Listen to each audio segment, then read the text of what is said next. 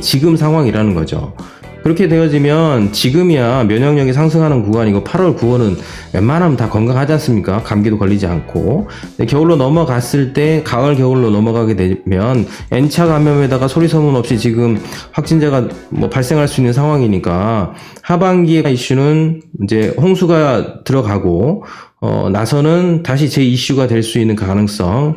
국내적인 상황으로 보면 제가 볼 때는 확진자가 50명 전후가 넘어가게 되면 여러분 주목해서 보실 필요가 있다라고 생각이 들어집니다. 그래서 코로나 문제는 끝난 게 아니니까 그 부분도 좀 생각하시면서 보시면 좋겠다는 마음이 들어지고요.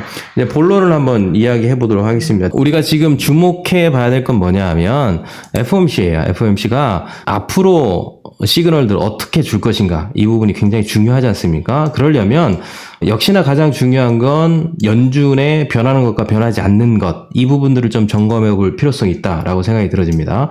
일단 7월 달에 FOMC 내용들을 보면 변하지 않는 부분이 두 가지가 있어요. 첫째, 금리 동결.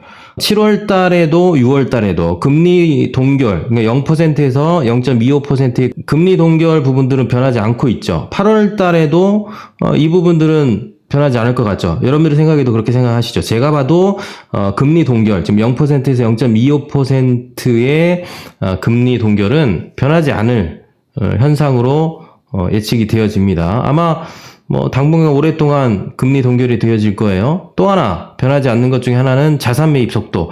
국채를 매월 800억 달러, MBS를 400억 달러 정도를 계속 매입하고 그 속도를 가지고 유지한다는 것은 변하지 않는 겁니다. 이 두 가지가 지금 7월 지난달입니다. 지난달 연준의 변하지 않는 모습이었습니다. 근데 이제 변하는 것도 있어요. 변하지 않는 것만 있는 것이 아니라 변하는 것도 분명히 있다는 사실을 기억하셨으면 좋겠어요. 어떤 부분이 변했느냐? 일단 대출 프로그램 만기가 변했죠. 9월 말이었는데 12월 말로 연장이 됐다라는 거. 또 하나는 뭘까요? 보시는 것처럼 9개국, 9개 나라의 중앙은행의 통화 스와프가 2021년 3월 말까지 연장됐다는 겁니다. 이 두 가지는 변하는 겁니다. 명확하게 구분되시죠? 변하는 것과 변하지 않는 것.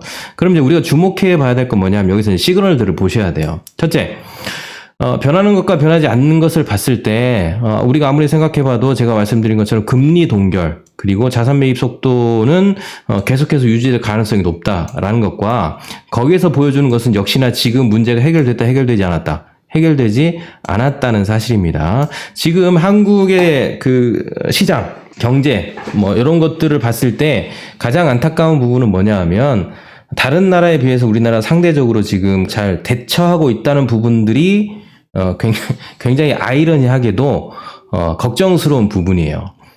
제가 뒤에 표에서 여러 가지 데이터를 통해서 말씀드리겠지만 전 세계를 아직 상황에 대해서 확실성이 있게 끝났다라고 얘기하지 않거든요. 근데 한국은 지금 굉장히 잘하고 있습니다. 이번 정부가 그 부분은 굉장히 잘하고 있는 부분이에요. 근데 워낙 잘하다 보니까 국민들의 체감은 거의 이 문제가 끝난 것처럼 느껴지는 그런 이제 상당히 안타까운 현상들이 벌어지고 있는데 전 세계적으로는 지금 그 상황이 끝나지 않았다라고 보고 있는 겁니다. 연준조차도 그렇게 보고 있는 거죠. 심지어는 2차 대유행 가능성에 대해서 거의 확실성의 미래로 보고 있다는 측면이죠. 왜요? 변한 부분을 보시면 알잖아요. 대출 프로그램도 연장했죠. 통화 스와프도 내년으로 연장했습니다. 그 얘기는 지금 하반기에 있을 2차 대유행을 그렇게 가볍게 생각하지 않는다. 물론 백신이 3분기 때 나올 가능성이 높아요. 그럼에도 불구하고 바로 접종이 안 되지 않습니까? 그러니까 2차 대유행 가능성들을 굉장히 두려워하고 있다라는 사실은 분명한 사실이다. 우리나라가 생각하는 거하고 체감 속도가 다르죠. 뭘 보면 알 수 있을까요? 코스피 지수를 보면 알 수 있겠죠. 2300선을 2년 만에 갱신했다고 하더라고요. 대단하죠. 이건 어마무시한 일입니다. 그런 상황에 있다 보니까 우리가 이제 느낄 수 있는 것은 분명히 위기적 시그널들이 아직 끝나지 않았음에도 불구하고 많은 개인 투자자들은 지금 동학개미들이 주식시장을 바치고 있다는 게 대다수의 분석이니까 지금 상황들을 좀 가볍게 보는 측면도 없지 않아 있다라는 측면에서 굉장히 조심스러운 부분들이 있습니다. 우리 팀들은 그런 부분에 있어서 좀 경계심을 가지고 보셔야 돼요. 그 얘기는 무슨 얘기냐면 조금이라도 안 좋은 신호가 있으면 일단 어떻게 한다? 도망가시라. 만약에 코스피 쪽에 이제 계시다면, 물론 이제 장기적인, 앞으로 이제 10년, 5년, 10년을 봤을 때 나는 상관없다. 뭐, 까짓 거 뭐 떨어져도 뭐 버티지. 이렇게 생각하시는 분들은 오히려 떨어지는 타이밍이 위기의 시그널이 나타나고 한 번 떨어진, 두 번 떨어지는 타이밍이 새로운 기회로서 다가올 수 있죠. 지금 우리는 전부 다 전략적인 측면에서 다 공유를 했습니다. 우리 팀들은 어떻게 하신다고요? 분할로 접근하신다고요? 그리고 장기적으로 가신다고요? 마지막 세 번째, 어떻게 해요? 국가를 사신다. 물론 이제 국가 이외에 다른 것들도 많이 있겠지만 여전히 우리는 이제 이 세 가지 전략을 가지고 지금 시장을 바라보고 있는데, 뭐 장기적으로 분할로 간다 그러면 하반기 때 만약에 안 좋은 시그널이 나와서 우하향했을 때는 오히려 기회가 되는 거니까 문제가 되지 않겠죠. 근데 좀 더 단기적인 측면에서 굉장히 빠른 속도의 매매를 하신다, 시장을 바라보신다 그러면 빨리 빠져나올 수 있는 의사결정을 하실 필요가 있죠. 그래서 지난 7월에 정책 성명문을 보면 이런 얘기를 했어요. 굉장히 중요한 건데, 미국 경제를 지원하기 위해 가능한 한 모든 정책 수단을 사용할 것이다, 이렇게 명시를 했다는 거죠. 핵심은 뭘까요? 모든 정책 수단을 사용할 거다.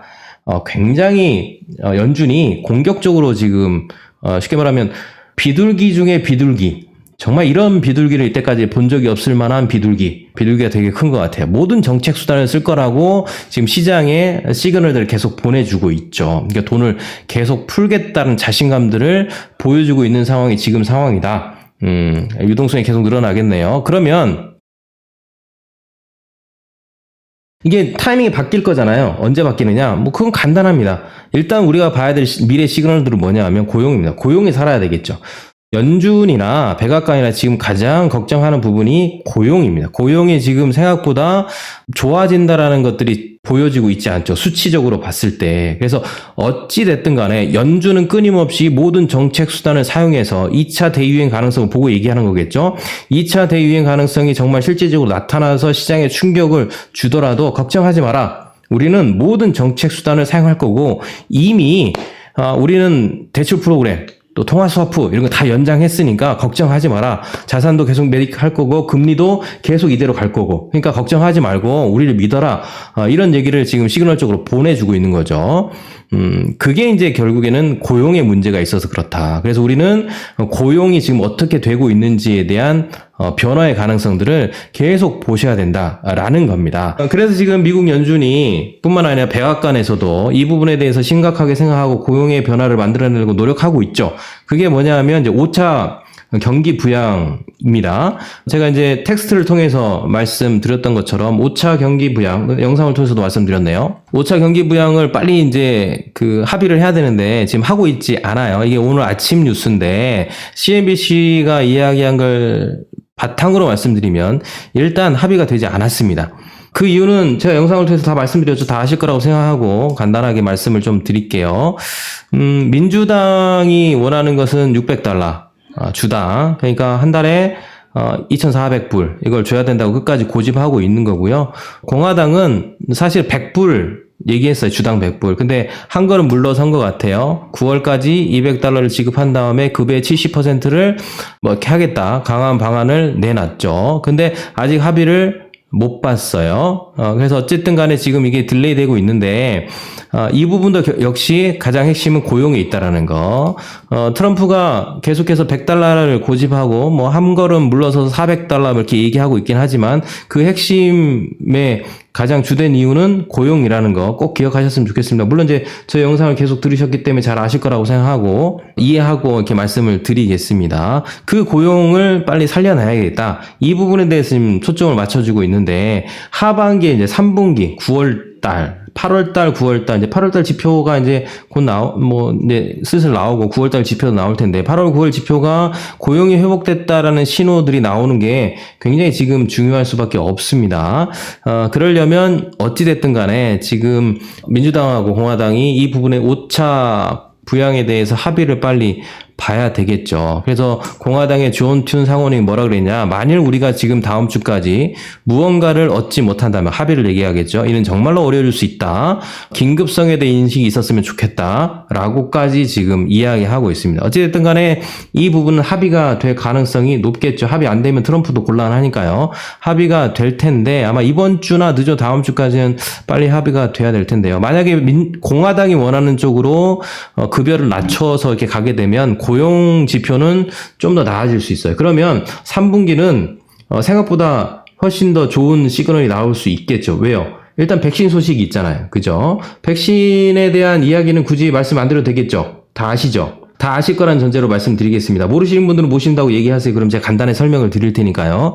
백신에 문제가 있고 또 하나는 이제 5차 추경이 뭐 통과가 된다. 시그널들이 나오고 정말 그렇게 된다면 그래서 고용도 좋아지고 하면 8월달, 9월달은 생각보다 굉장히 좋은 슈팅이 나올 수도 있는 가능성들이 있다. 이게 우리가 3분기까지 보고자 하는 거죠. 이걸 저희가 제가 4월, 5월달부터 계속해서 끊임없이 말씀을 드렸죠. 우리는 3분기까지 봐야 된다. 무조건 3분기까지 볼 필요성이 있다. 어찌됐든 간에 백신 몰라요? 말이 그럼 예, 백신. 자, 그럼 백신에 대해서 좀 말씀을 드리면